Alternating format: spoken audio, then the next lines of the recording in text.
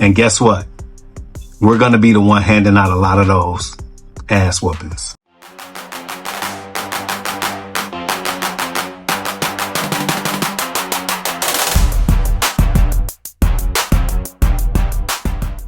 Welcome back to UCLA Football TV, hosted by West739. Let's keep this simple. If one starter goes down in October and everything changes, then we're not ready. That's the conversation. Not talent, not height, stability. Because this is 9 conference games, week after week. And the Big Ten is not forgiving, family.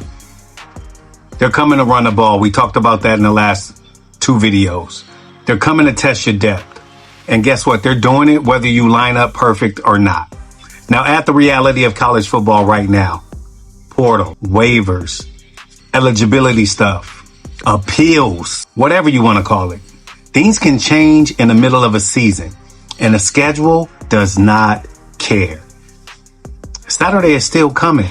So the real question isn't, did we add players? The question is, if something goes left, do we stay the same or do we start scrambling?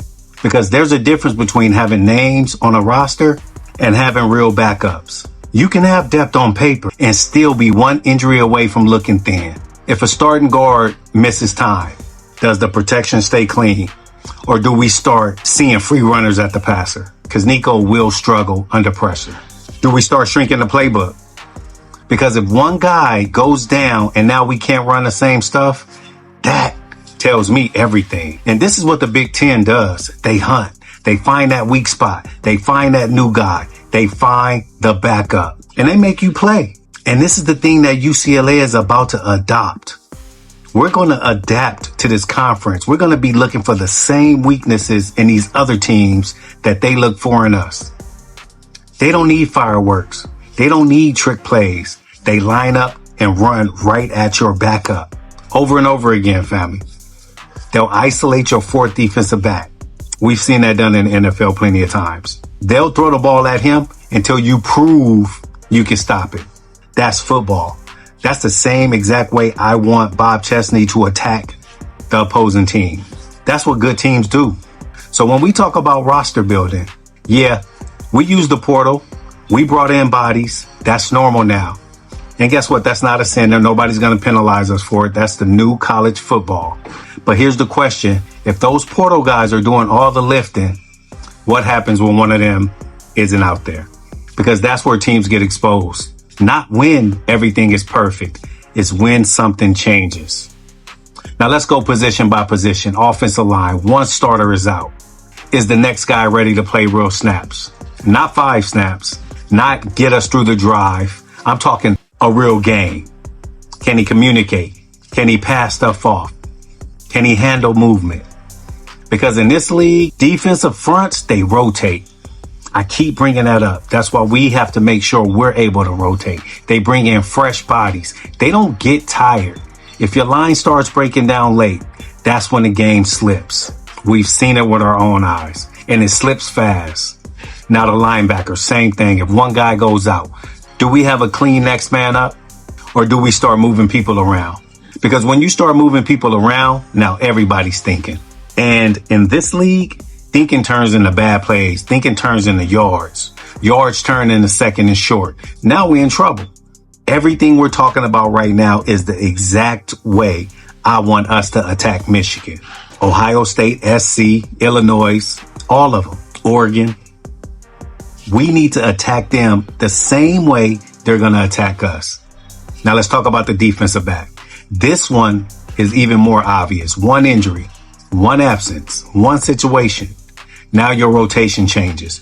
And if your rotation changes, that offense will smell it. They don't guess. They're going to test it. They're coming right at that backup. They're going to run routes at that same guy until somebody proves they can cover. Do we have a second group of players that can come out there and get the job done? Do we have guys who can step in and the level stays the same? Because 9 conference games is constant pressure. There pretty much is no soft stretch. These teams are coming to play.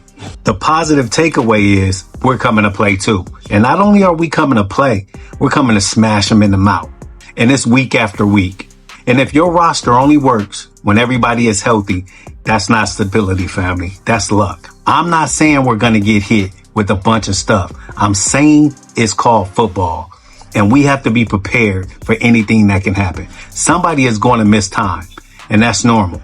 We've seen UCLA players go down in the past, but we've also seen real good players come in and back them up. If the staff is smart, they're coaching the twos like they might start.